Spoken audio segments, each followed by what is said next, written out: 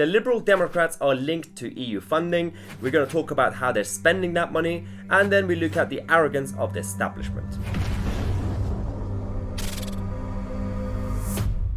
Now, as some of you may remember, in previous videos we've exposed a number of senior figures in the Lib Dems who are linked to the funding that comes from the EU Commission, including the People's Vote and the whole Remain establishment.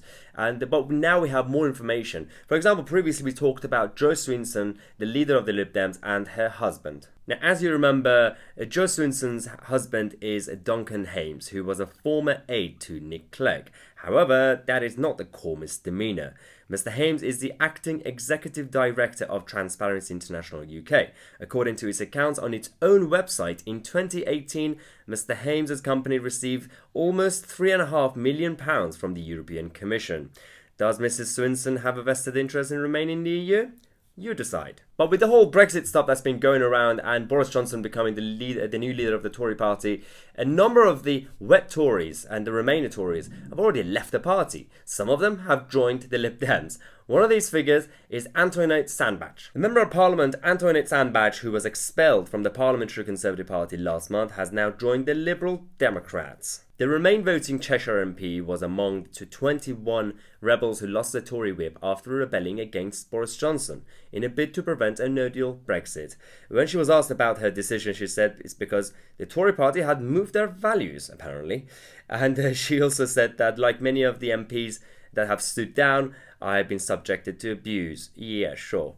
But we're going to look at what's behind this move and who actually is Antoinette Sandbach. Now, this is the MP who has now been found to be linked to EU funding, as usual. Political titan Antoinette Sandbach uses her maiden name in public life, choosing not to use her married name, Antoinette Sherat.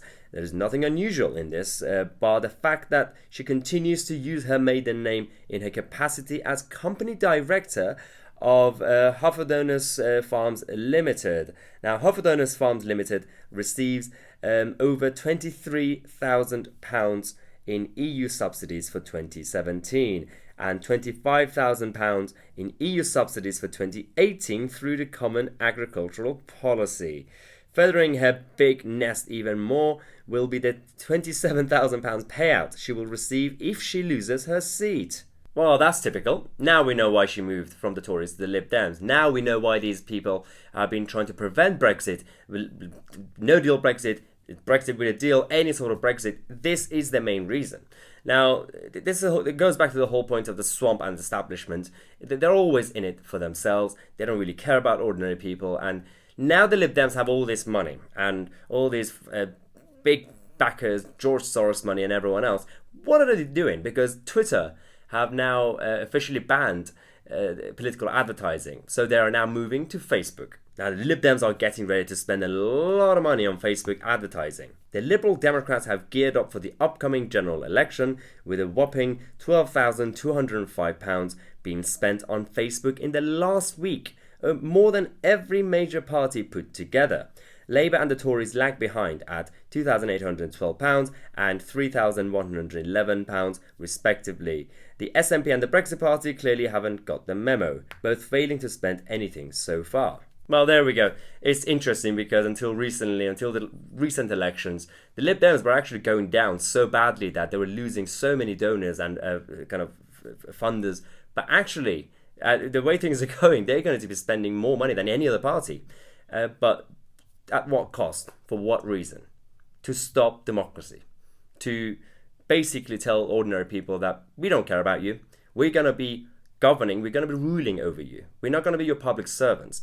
And the arrogance of the politicians like the Lib Dems and Jo Swinson is this. They don't even know how politics actually works. This is Jo Swinson, the leader of the Lib Dems, being interviewed by Andrew Neil. One of your leaflets here, I'll just show it up for the camera to see it. It says, Jo Swinson, Britain's next Prime Minister. When did you indulge in fantasy politics? I'm standing as a candidate to be Prime Minister, Andrew. No one stands as a candidate to be Prime Minister. You're standing as a candidate in Easington Barton. I'm standing as the leader of the Liberal Democrats, and you're right, we have a parliamentary democracy system, and the leader of the party who secures the most MPs or a majority of MPs becomes Prime Minister. Believe it or not, I do know how it Indeed, works. so that is the sense in which I'm the candidate works. to be Prime Minister. But you know, I know, our viewers know, you're not going to be the next Prime Minister. Well, hang on a second, Andrew. We're about to have a general election where millions of people out there are going to cast their votes. We know that. And exactly. And it's not up to you to tell them what they can and can't choose. No, you can't play. I'm not telling them. Yeah. I'm not telling them. I'm saying that from everything we know about politics, our viewers, you as well, every commentator knows you're not the next Prime Minister, and it's unrealistic for you to say so. I cannot disagree with you more on this, Andrew.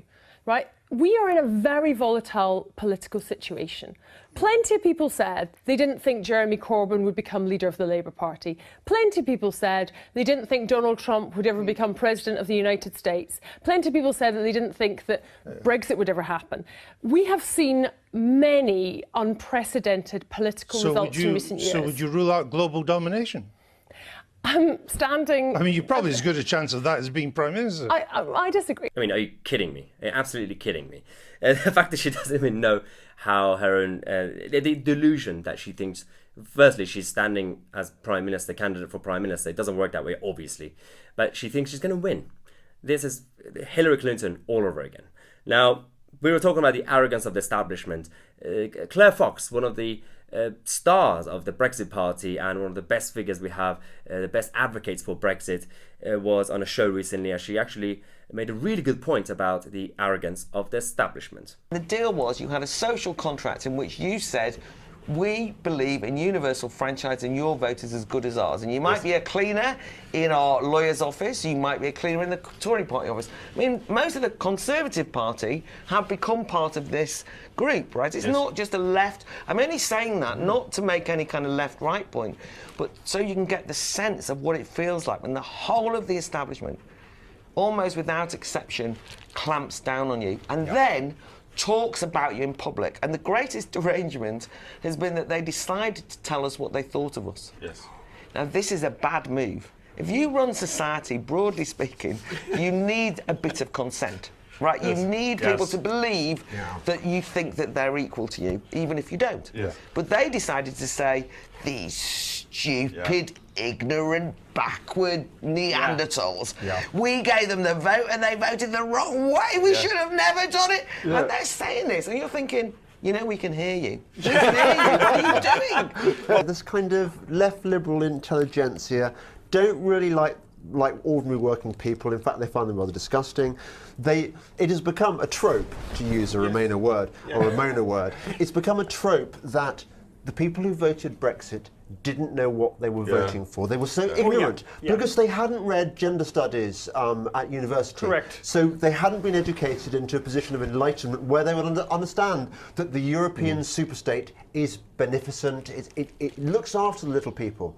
And the arrogance and contempt of the Ramona class it's almost the best argument for going for a really hard Brexit. But we are where we are now. So as I've said before, I'm going to be, during this election, going around the country, doing a tour, visiting various Remain seats, Leave seats, marginal places, talking to voters and the candidates. So make sure that you stay up to date with this channel. If you make sure you subscribe and click on the bell next to it so you get notified when I release a video daily. And if you want to stay up to date with the election news and Brexit news, you can follow me on Twitter and Instagram. And after a lot of requests from you guys, I finally managed to get some time to sort this out. We have a new t-shirt design, Drain the Swamp, 12th of December 2019. You could find the link in the description if you want to get your own t-shirt. That also comes, as you already asked, coffee mugs and also phone cases. You could find the details down there. As always, I'm Tousi, and I'll see you tomorrow with a new video.